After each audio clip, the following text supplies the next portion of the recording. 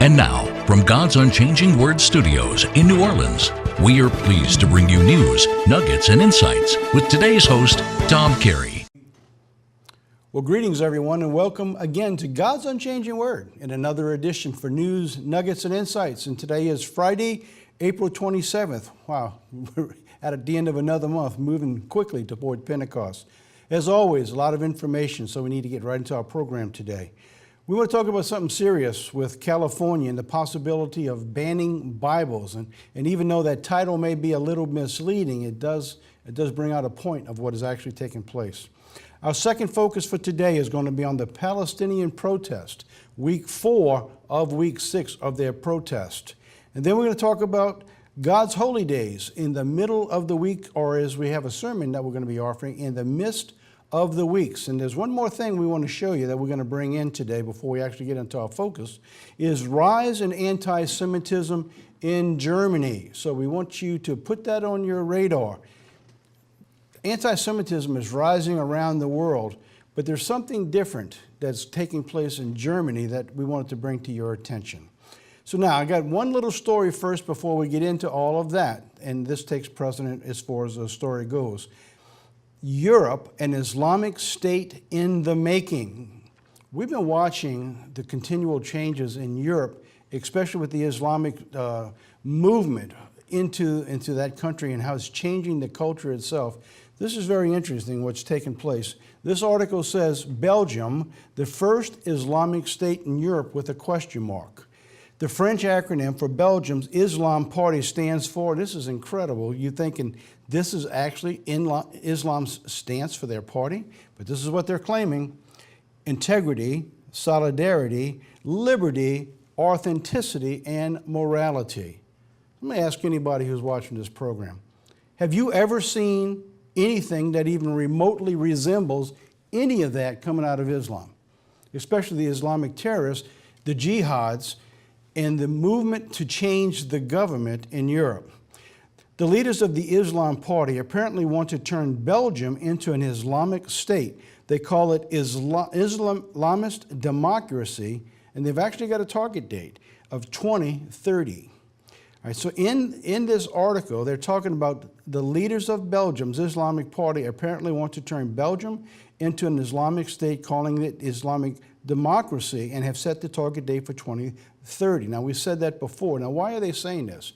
They're saying this because they have just won seats in the government for Islam.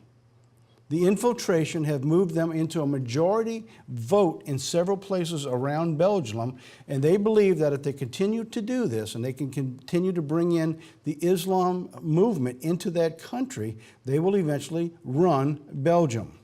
The program is confusingly simple. Replace all the civil and the penal codes with Sharia law. Nothing to it. So what they're saying is they got a real possibility, and they believe they can do this in Belgium by 2030, is have the nation run by Sharia law. Absolutely phenomenal. According to the statistics and growth, that the European capital, Brussels, will be Muslim in 20 years. So I want to bring that to your attention. That's an interesting article because that shows you how the culture is changing. And anywhere you see the movement of the Islamic people moving into a nation, they don't become a part of that nation. They separate themselves. They continue to grow in little pockets until they control that area, that city, or the region. And that's what's going on in Belgium. So we want to bring that to your attention. All right, on the radar, the anti-Semitism. Germany, the rise in anti-Semitism is growing at an alarming rate in that country. In the heart of the German society, in the Muslim communities, you'll find all of this taking place. Now, this is some of the articles. Now, what I'm doing here, I'm pulling in some of the things we've been talking about over the last few months, how the culture that's changing in Europe and even some parts of America with its youth and schools, how these things are moving the nation. So as they're bringing you out the modern stories, what I have done today is I have brought in pictures of the past. And you will see that what's taking place in Germany is the same end result of the assault on the Jewish people in Germany today that took place back then. Maybe it's a different movement in a different way, but the end result is exactly the same. They want to eradicate the Jewish people. So now let's look at the stories and let's see what we've got. Germany struggles with an unfamiliar form. I put unfamiliar, I put the familiar. Let me show you this. That's what they call it, an unfamiliar form of anti-Semitism. While the form may be unfamiliar because it's coming from a Muslim perspective, what is familiar is the spirit that drives it. It is the exact same spirit that drove the removal of the Jews out of Germany and across most of Europe back pre-World War II. So it says this, with prejudice against the Jews cropping up against the migrants, fears grow that a new generation of anti-Semites is coming of age in Germany. This is from Gatestone. And anti-Semitism is running rampant in German primary schools, according to the Heinz-Peter Mendinger, president of the German Teachers Association in Germany. He also said that the videos, this kind of blew me away. Where's Google? Where's the protection of all this radical and evil stuff going on in there? How does this take place in schools? Watch what I'm about to read you. He also said that videos and beheadings are commonplace in German schools, and that female pupils are being threatened with murder in chat forums like WhatsApp. Movies such as ISIS beheading videos are spreading like wildfire. This is amongst the kids. So you wonder, where's the supervision and where's the protection of those kids in that country? This again, editor-in-chief from Bild. It is unacceptable that non-Muslim and above all Jewish children have to be afraid to go to school in this country because they're being labeled as unbelievers and even threatened with death. So look at a little news clip I found. All right, this is from pre-World War II. Reich to isolate all Jewish pupils. You're beginning to see, as we said you were going to see for the last year now, you're beginning to see it take place in the school system itself. All right, they want to separate schools to decree them after Easter next year. In other words, we want to put the Jews in a separate school. These people are a blight on earth. We just can't have them in our nation. And that's what you're seeing going on now. So now the German government is bending over backwards not to insult the Islamic people who are raising this new terrorist threat against the Jews, and they're allowing it to take place, and it's going on from the very young, bringing them up in schools. All right, since autumn, this is crazy. Since autumn, Kuwait Airlines is allowed to discriminate against Jews in Frankfurt Airport, and the federal government does not object. Unbelievable. He said, let us not fool ourselves. It is the federal government which, for inexplicable reasons, allowed Jews in Germany to be treated like this. So I wanted to bring this to your attention of what's going on, as we said it would, as the culture continues to change. The spirit that's driving all this is evil. The end results are the same. Doesn't matter how it starts or who uses it, it's always the same method, and the end result is always the same. All right, focus. Our first focus of the week is California in the news again. This is on Assembly Bill 2943. The new law nicknamed, I couldn't resist when I saw this. This is a nickname given this new law. You ready? You Must Stay Gay Bill. I'm not making that up. Must Stay Gay Bill. Now that's the nickname. That's not the real name of the bill. The bill is Assembly Bill 2943. So this is pretty serious. It's talking about the potential eventually of getting to where they can ban Bibles. California Governor Jerry Brown to ban the sales of the Bible. Now that headline, it's a little misleading, but as you're going to see in the two video clips we've got, eventually this bill can get to this stage because this is the foundation that's being laid to be able to do that. This is from newswire.com, 420. The sales of the Holy Bible based Biblically based teaching is set to be banned from California in the near future thanks to Governor Jerry Brown and the state assembly, who have combined to force a bill through the state assembly that claims the Bible promotes hate speech against gays, lesbians, and transgender people. Going on. He said it will threaten the freedom of religion, the First Amendment rights of Christians in California. Using the state's consumer fraud statute to restrict religious freedom and free speech, the bill seeks to ban sales of the Bible because it includes verses that fall outside what Governor Brown considers acceptable teaching on sexuality issues. So in other words, we don't agree with what the Bible says, so we're going to pass laws that's going to prevent people from using those verses to try to change people or try to protect themselves. Let's play the first video clip, and then I'll be right back, and then we'll play the second. All right, Travis, talk to me about this bill. This is essentially criminalizing religious beliefs, and I don't mean to speak in hyperbole here, but if this bill were to pass, would this prohibit the sale of the Bible that teaches these things about sexual morality? Well, literally, according to how this law is written, yes, it would. This is, PC culture, politically correct culture, gone horribly awry. This is really directly hitting at our First Amendment rights as American citizens. Now the Democrat legislators in this building right behind me, the California State Legislature, they want to tell you how to think, what sort of books that you can read, write, and purchase. It is completely wrong. It is absolutely against our First Amendment rights.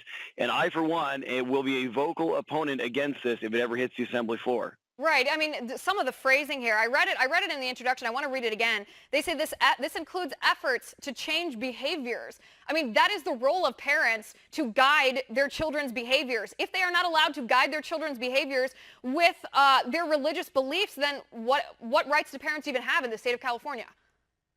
Which is exactly right. I mean, this is what the Democrats are trying to do in California. This is how bad it's gotten, how far away the California Democrat Party's actually gotten away from even just normal Democrats here in the state of California.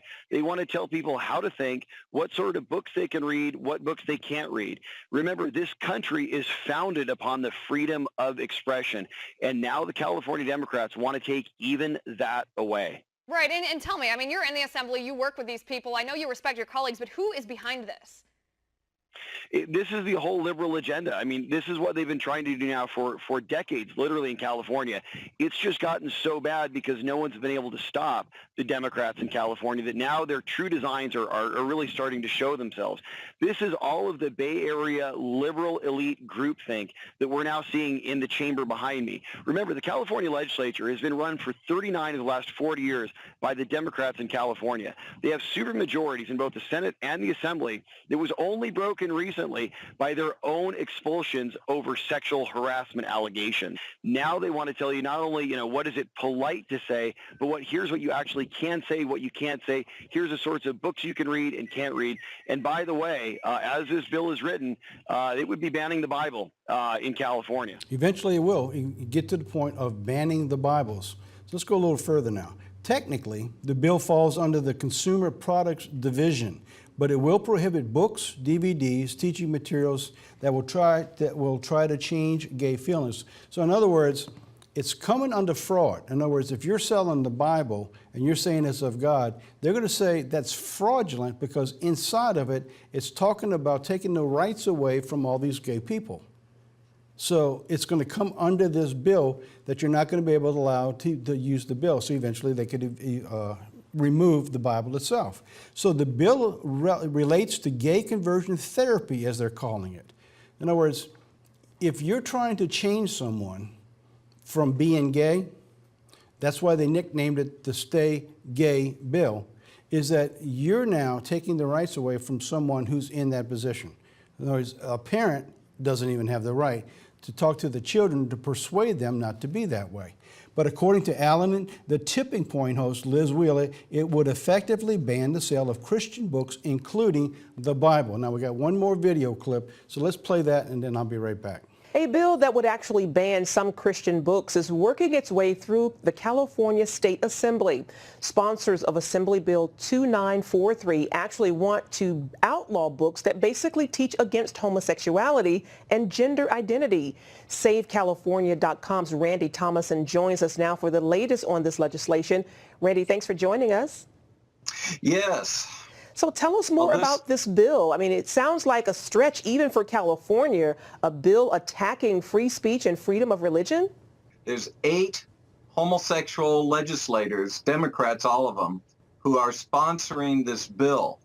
And AB 2943 would start by saying, okay, nobody can get counseling to overcome same-sex desires. Okay, so no help for adult children, adults who were molested as kids, now they're adults, and they say, I want help to overcome these feelings. No help for you. But because the bill is actually written in a part of the law that deals with consumer complaints, it actually says no goods or services can be sold for anything, any practice. It's very vague, very broad, anything helping people overcome same-sex desires. So this is a pastor who's speaking. You pay a ticket to hear him speak. He speaks about overcoming same-sex desires. Hey, that could be outlawed. A church sells a book about overcoming same-sex desires. Well, there's a sale, it's a transaction, that could be banned. So this is very expansive, very tyrannical, and absolutely squashing free speech, religious freedom, and basic choice of people. This is an anti-freedom, anti-American bill. So as you can see, what you have coming in California, who normally leads the way for the rest of the country, you're beginning to see now that the laws, as we have been saying now for the last year or two, continue to evolve around tightening the noose around the conservative Christian. So those laws now are falling in place. And by the way, that bill has passed in legislation there. I forgot what it was, but it was a huge majority in California. So that's actually become effective. I don't know what time or the date they've set, but it's actually out there now. So I've got 2 pieces I want to bring you out of the bill. It's kind of telling us some of the high points of what's going on. So the following unfair methods of competition and unfair and deceptive acts or practices undertaken by any person in a transaction intended to result or that results in the sale of lease or goods and services or to any consumer or unlawful. They're actually taking that law and expanding it, and they're trying to pull in all the Christian paraphernalia as being unlawful because it's unfair and deceptive. That its ultimate goal is to change the individual, not to prove a point. So they're trying to claim it comes under that. Then the second thing that comes out of that in point 28 says that the advertising on offering or engaging in sexual orientation change efforts with an individual. All right, they have thrown that into this mix. So these things are advertising that involves changing in the sexual orientation of a person is where the problem's going to lie. Now, I tell you what, if the people would get on their toes out there, this could be used as the advantage of them trying to change the people into becoming gay, because it's always reversed the other way around. But this law applies 2 ways. And there's more information out there, and especially for our children with these books telling them it's okay to be this way. Those books ought to be banned also. And the Christians and the Christian movement in California ought to get together, rise up, and look at it from that perspective. And who knows, maybe this can backfire on these people who are trying to claim, basically when you move into these things, there's really no God. Doesn't matter what God thinks. So anyway, that's my opinion on that. So somehow there ought to be a way for the Christian movement to be able to petition into that state to be able to stop some of these changes. Banning Bibles, what's next? Will California go from banning religious books to burning them? The California Assembly approved the bill, as I just mentioned. Well, there we have the numbers, 50-18, that tells the churches and others with traditional beliefs about gender or sexual orientation that advocating for their views could get them sued It declares that advertising or offering to engage in or engaging in sexual orientation change efforts with individuals is illegal under the state consumer fraud law. So it's a law now. So at what point do we see what's going on in Germany back pre-World War II? Do we start burning all the books out there? I wouldn't be surprised that we don't find in the next year or two is a point of stance that they'll actually take a lot of these books and literally just to go out and prove their point, literally go out and burn these books. Focus 2 this week. Palestinian protest continues for 4th week in a row. Last Friday, 4 killed, 135 injured on April 20th. You know what was interesting is that there was so much other news taking place. This was on the back burner. You didn't even hear the stories of the protest that's going on over with the Palestinians against Israel. This is week 4 of a 6-week program. Every Friday they're out protesting, trying to find ways to break down the fences into Israel, and they're using this because they're going to head it all up. Is going to coincide with the 70th anniversary of Israel that's coming next month. The total now comes to 37 killed. Some reports say 35, so this report said 37. Also, they have 2 weeks left to the anniversary. So we're seeing this taking place every single Friday. And it's going and building from what we showed you just a couple weeks ago when Turkey began this march they're calling, basically a march home to remove Israel from their own nation. Palestinians report 4 killed, 156 wounded in Israeli fire in the 4th Friday in Gaza. This is from the Haaretz. The ministry said this brings the total to 729 Palestinians who were wounded in the protest by, and among other things, live fire, tear gas inhalation, and rubber bullets. What they've been doing every single week is they go out there now with rubber tires and anything that creates a lot of smoke to create a screen that they can move in closer and closer to see if they can penetrate the fence. You have to wonder what their goal is on the final week, if they're actually thinking they're going to be able to penetrate, to actually go into Israel and to destroy some of those areas and neighborhoods.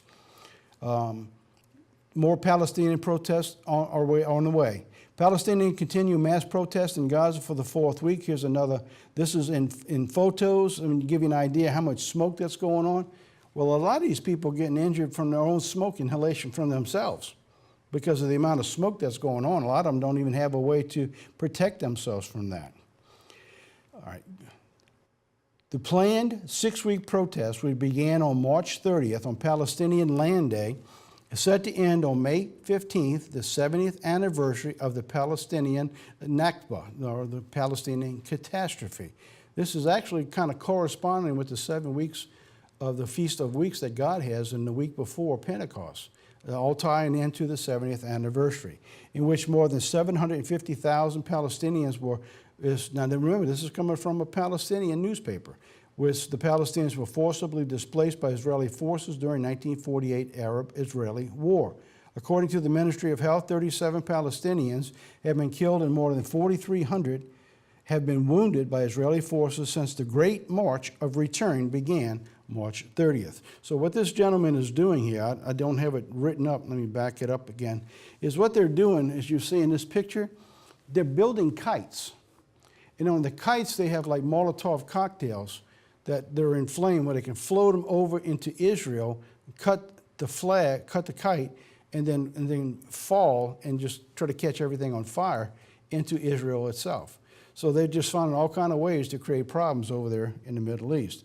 More Palestinian protests on their way. This is interesting, and I wanted to conclude our section here with this story. UN official, all right, this is from a UN official. The Israel crackdown on Gaza protests in crisis on top of a catastrophe. So this is the potential catastrophe that's coming that we're looking at. Protests continue to take place in Gaza border today as thousands of Palestinians demonstrate for the 4th week as part of the Great March of the Return, leaving at least 2 dead and dozen injured. Now, this was early in the day that this was actually written. So what they're saying here, that this is just the top of what's coming. So nobody really knows what they're planning at the 70th anniversary. And so what they've been doing is everybody's on alert to see what's actually going to take place. We're going to continue to cover that story for the next few weeks to see what happens. Okay, when we come back, we're going to go into our Feast of Weeks. We're actually in the middle or the midst of the weeks, but we have an interesting video. Actually, two of our videos today. They're a little longer than normal, but they're going to make a point. This one's from PragerU. It's about creation versus evolution. In other words, proving your point that either God exists or he doesn't exist. And then the second video we're going to play is absolutely beautiful video of creation itself and letting creation talk for itself. So let's play this first one by PragerU, and we'll be right back after this. How did we get here? I mean, literally, not just you and me, but the whole shebang. How is any kind of life possible? The universe is a hostile place. Solar flares, cosmic rays, asteroids flying about. The odds against our existence are truly astronomical. Take it from me. I'm an astrophysicist. My job is to look out into space at stars and galaxies, trying to answer these basic, how did the universe come to be questions? Well, those who have a religious faith have an answer: God. The Earth's distance from the sun, the size of the atom, and 1,000 other things large and small that allow us to live and to breathe and to think all seem perfectly tuned for our existence. To many, this design suggests a designer. But from a purely scientific point of view, the faithful have a big problem. They can offer no indisputable proof for this belief. Because of the lack of hard evidence, it's probably not surprising that over 70% of the members of the National Academy of Sciences declare themselves to be atheists. But they have a big problem too.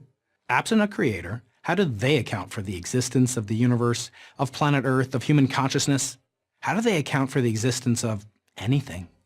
Well, it turns out they have an answer, and it's become all the rage in scientific circles. It's called the multiverse, and according to many scientists, our universe isn't the whole ballgame. Far from it. These scientists argue that there's an awful lot of universes out there, not just one or two, but an infinite number of them. Let me explain. 13.8 billion years ago, there was a Big Bang. From something unimaginably small, we don't know exactly what, the universe exploded into existence. How did it happen? Why did it happen? It doesn't matter, because it happened. Immediately after the Big Bang, the universe underwent a rapid expansion. Think of a gush of bubbles exploding from a seriously shaken soda can just after it's popped open. Cosmologists call this the theory of inflation. As the universe inflates and expands, the bubble universes grow and separate to become their own distinct entities, each with their own unique properties.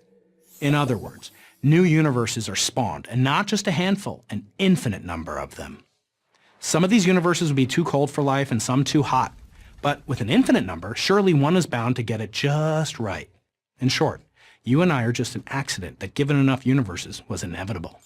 But wait, there's more. Because there are so many universes, it's very likely, according to the multiverse scenario, that everything that could possibly happen does happen in one universe or another. That girlfriend who broke up with you, you're married to her in another universe. Does this sound a bit far-fetched, a little too science fiction-y? Well, not to Nobel Prize-winning scientists like Steven Weinberg, or the famed cosmologist Stephen Hawking, as well as a myriad of others who wholeheartedly endorse it. But here's what's really surprising. They endorse it knowing there's not a single shred of hard scientific evidence that supports it. And how can there be? There's no way we can access another universe. In short, a vast number of the world's most eminent scientists believe in something that hasn't been, and in all likelihood will never be proven. How does that sound to you? Probably the same way it sounds to the distinguished physicist Paul Davies, invoking an infinity of unseen universes to explain the unusual features of the one we do see is just as made up as invoking an unseen creator. The multiverse theory may be dressed up in scientific language, but in essence, it requires the same leap of faith. Or, as G.K. Chesterton quipped, when men stop believing in God, they don't believe in nothing, they believe in anything. For multiverse believers, this is literally true. The same scientists who reject God's existence due to the lack of evidence pin their hopes on a theory so all-inclusive and vague, it could never be refuted. Those who believe God created the universe are intellectually honest enough to admit that they do so on the basis of faith. But those who believe in the multiverse are also keeping the faith. They just don't admit it. So let me ask you, who's taking the bigger leap? I'm Brian Keating, professor of physics at the University of California, San Diego for Prager University. Welcome back. Well, it hit a lot of points.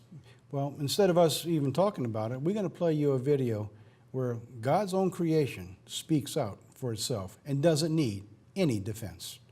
So now let's get into our biblical nuggets portion of this stuff. Feast of Weeks, countdown to Pentecost. Today we're in week 4. We've gone over the Old Testament instructions. We've gone over the counting, when and how. We covered that last week. And today we're going to bring in part 2 of that. We want to show you a little bit more of the counting and how we get into the midst of weeks. So today is part 2 of the midst of weeks, or the middle of the weeks. So now, we've got a DVD that I actually did last Sabbath that we're going to be offering in the card that's going to go out. We'll tell you a little bit more about that. So today what I'm going to do is I'm going to give you the physical nuts and bolts of the Bible, of the counting, and how we come to what we do. But I want you to write for the sermon so you can get the spiritual intent of the story that goes along with these countings, because it's an incredible story. One of the things I brought out in the sermon, I'll at least give you this much, is we look at God's holy day plans as the spring holy days, Pentecost, and then you have the fall holy days. And so we have everything in little boxes. If we talk about Passover, we'll talk about leaving Egypt, or we'll talk about the crossing of the sea, or we'll talk about the giving of the law at Mount Sinai. But when God tells us this story, they're not given in little boxes. They're given as a journey. So the message God wants us to understand is learn from the journey that the children of Israel took from the time they left Egypt till they got to the promised land.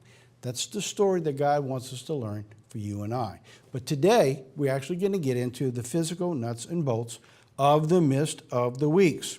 So now, what I'm pulling in now is I'm pulling in some of the graphs that we used in the Exodus series of the midst of the week. Now, the difference here, this is called the midst of weeks. It's talking about the 7 weeks, not the middle of the week in the story. But you'll see that they all pull in together. So this actually comes from the Exodus series, chapter 7, called the Reestablishment of Time. So when you see this, you'll see the parallel of the middle of the weeks of what we're looking at today. The children of Israel were in the wilderness of Sin, which is between Elim and Sinai, on the 15th day of the 2nd month after they departed from Egypt. You find this story in Exodus chapter 16. So this God gives us the time and the frame of where they're actually at and the timing. So now, let's look at this. On this chart, the 15th day of the 2nd month. Now, through the studies, we know that it actually falls on a Sabbath day back then. So let's show you how we got to that. We did the actual count as we put the reestablishment of time. So we're building our calendar back all the way to the Passover and the first month. And as we know, the Hebrew calendars have 30 days. Some have like 29 days, so many hours and minutes, but they all fall into the 30 category. So now we go into the first month, starting on the 30th day. And we let it work itself back ways as we build our way to the first. So now, the parallel of that time to now shows us this, is that Jesus Christ was crucified in the midst of the weeks according to Daniel.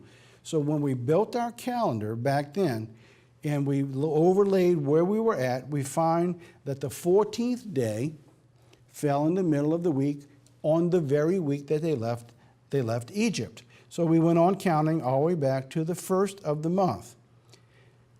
And this is where most of the biblical scholars, they fall off track here, is because in Exodus 12, verse 1, it says, this is the beginning of the month, the beginning of the year. They assumed it is also the beginning of the week.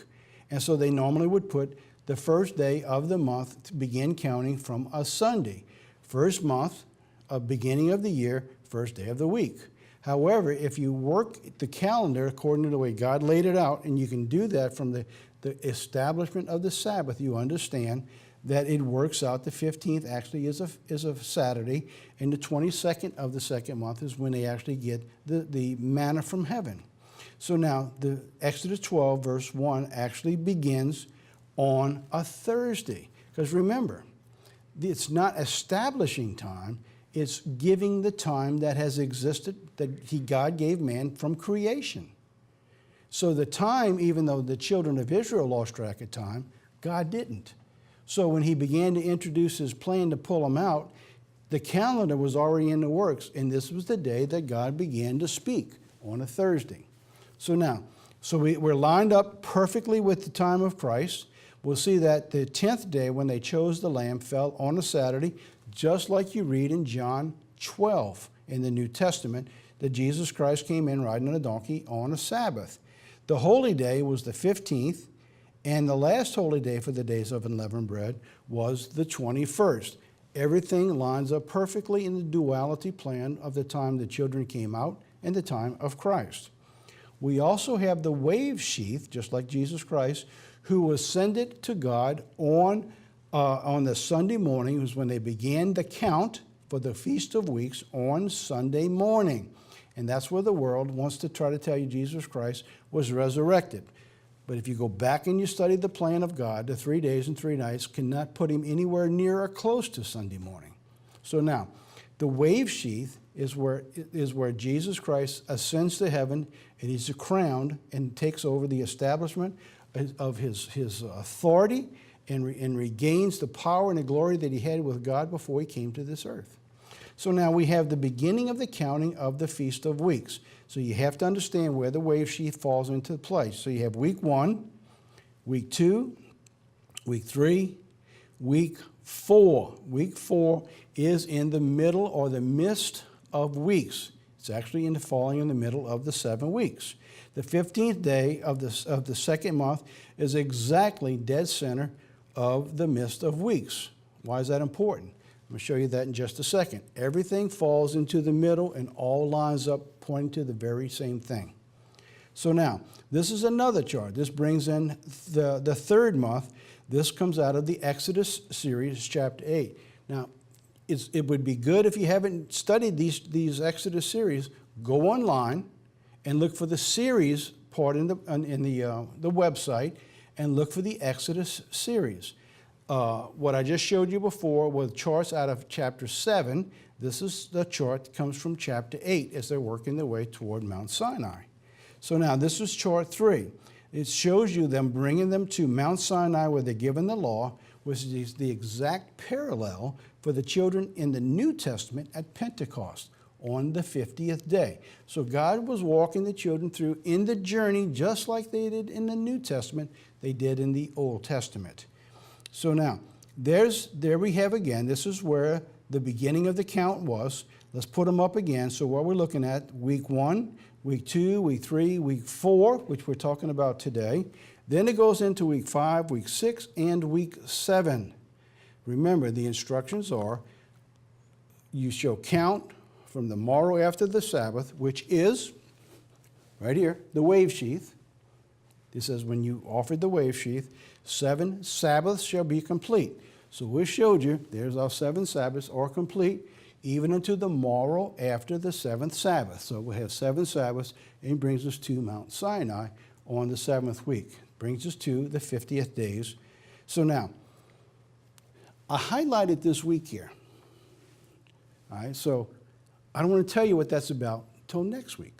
All right, so now why did I highlight that week? All right, it's in the story of the sermon that we just gave, in the midst of the weeks. It's a spiritual reference to an analogy that God gave us. So now let's look at the same chart now that was designed from the Old Testament, and let's put it into today's chart. So what are we looking at? We have the 7,000 years, talking about the 7,000 years that God has given mankind for his plan. All right, so here we have 7,000 years, as Peter said, as a day as 1,000 years. So now we have the 7 days of unleavened bread, which pictures the 7,000-year plan of God. 7 days we take in the unleavened bread of sincerity and truth. Now we also have the 7 weeks to Mount Sinai. So you see all of these sevens all line up perfectly aligned according to God's plan. The morrow after the Sabbath brings us to 50th. All right, so that's the 50th day, the morrow after the Sabbath. And then you have the Sabbath day, which is the last of the 7,000 years. Hebrew 4:9 says, there remains therefore a Sabbath. All right, so that's talking about the Sabbath is still in existence. So when people try to tell you the Sabbath was done away, it doesn't mean anything, the Bible's telling you, no, that's not true. It said there still remains a Sabbath day. Not only is there a Sabbath day, there's an entire 1,000-year plan that pictures the 7 day. the time when Jesus Christ will be here. The seventh day is a holy day. And the only way to have anything holy is the presence of God has to be in it. If God's not in it, then it's not holy. So you can't pick any day to have a Sabbath day. You literally have to pick a day when God's presence is there. Remember when Moses went on a mountain and he says, take off your shoes because you're on holy ground. So when God's presence was there, they were in holy ground. So you can't take any day to make it holy. You can only take the day that God says, I'm going to be with you on the seventh day. And he said that day he set apart to be holy for you and I. So the seventh day, there remains therefore a Sabbath day. All right, Pentecost is the day after. It's talking about all the events that's going to take place after the millennial reign. That's what Pentecost is talking about. There's more that's going to come at the end of the 7,000 years. So here's the point. Everything points to the center.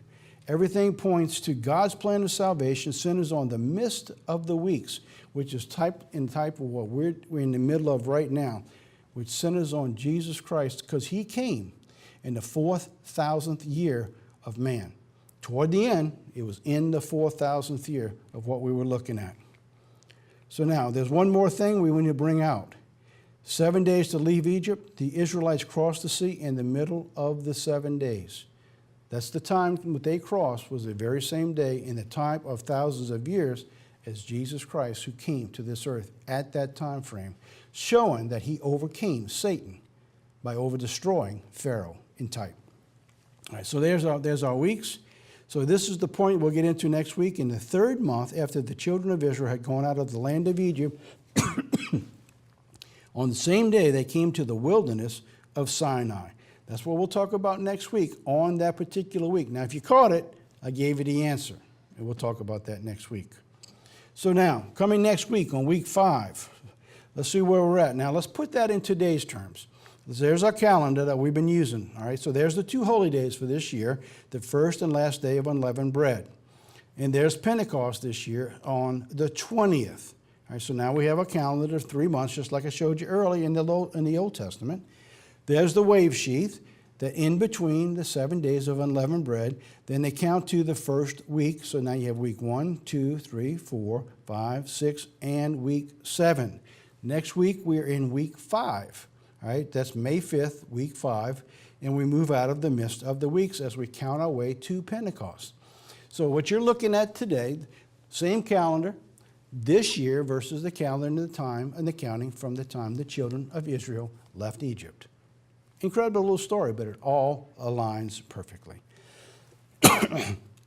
Excuse me.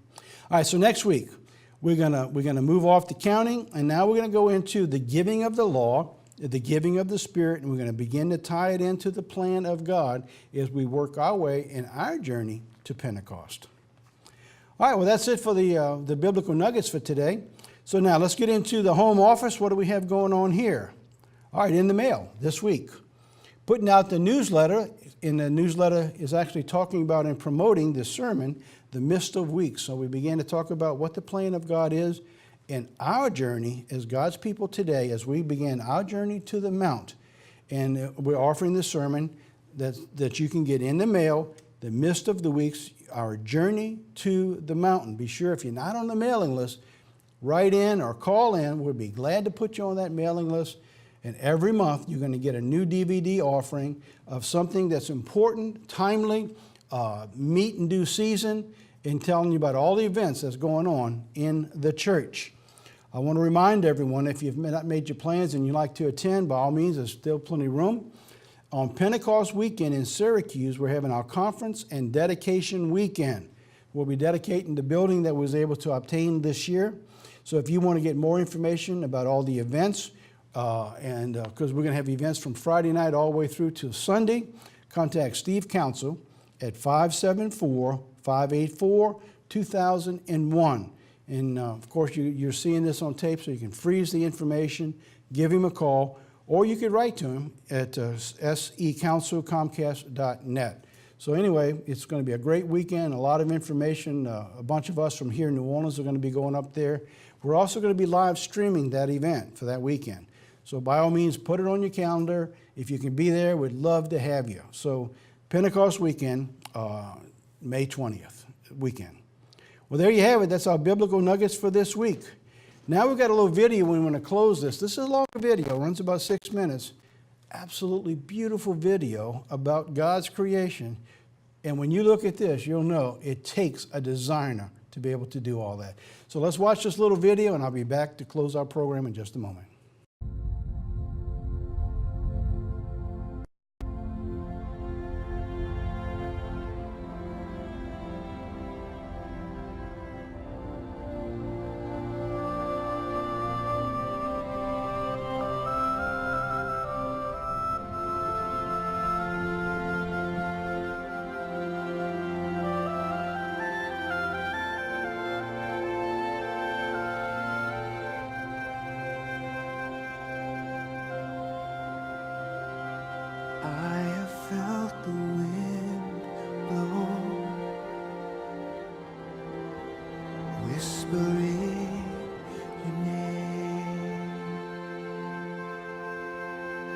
I have seen your tears fall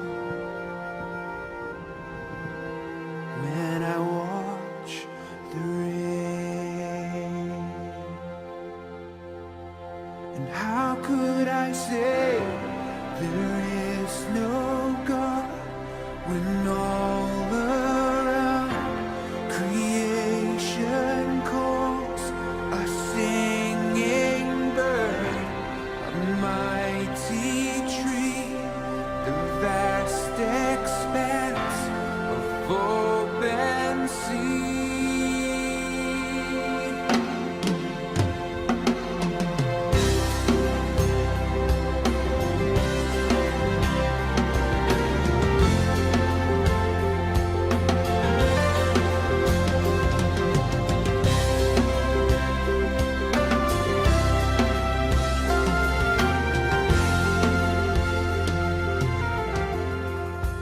Gazing at a bird in flight, soaring through the air,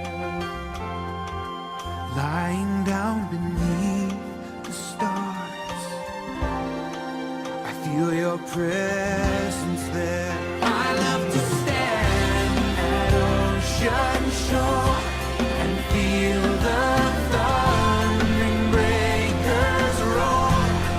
Walk through golden fields of grain, 'neath endless blue horizons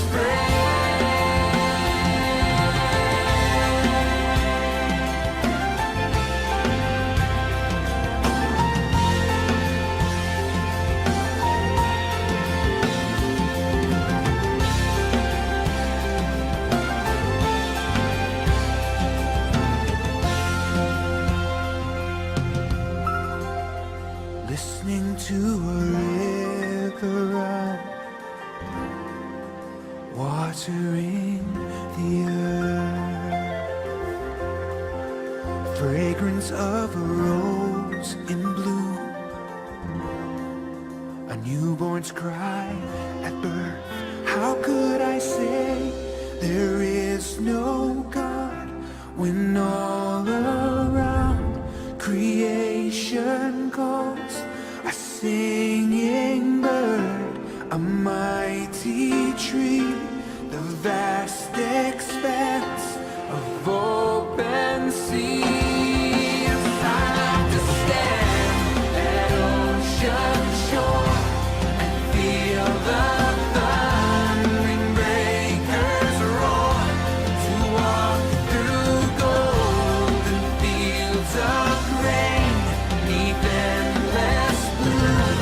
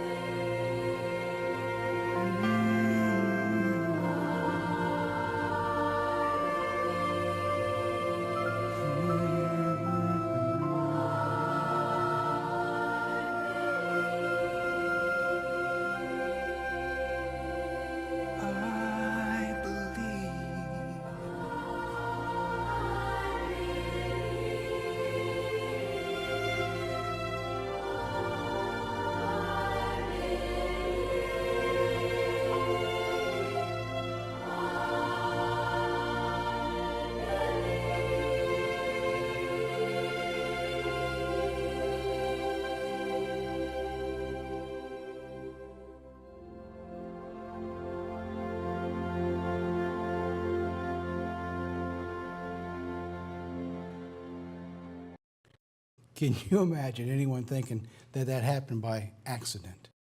There is a creator, and God speaks for himself by the things we see. Well, that's it this week. Thanks again from all of us at God's Unchanging Word for watching our program. By all means, share it with a friend. Get your children to watch that video. Enjoy your Sabbath day, and until next week, God be with you.